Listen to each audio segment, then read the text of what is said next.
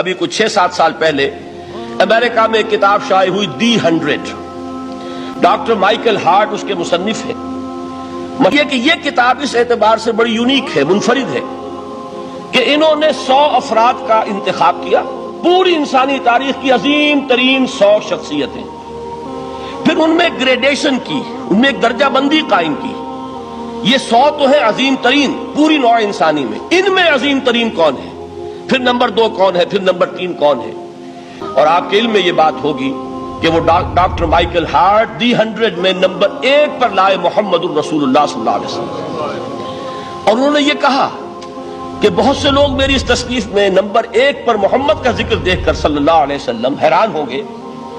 انہوں نے کہا کہ اس میں مجھے لازماً I owe an explanation، مجھے اس کی وضاحت کرنی پڑے گی، اور اس کی جو دلیل اس نے دی ہے وہ اس شخص کی ذہانت کی بہت بڑی عکاسی کرنے والی شے ہے۔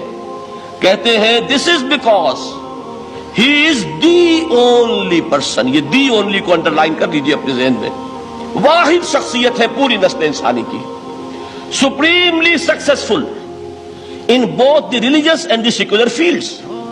یہ ہے محمد الرسول اللہ کا وہ کارنامہ جس کو کہ غیر مسلم بھی تسلیم کرنے پر مجبور ہے۔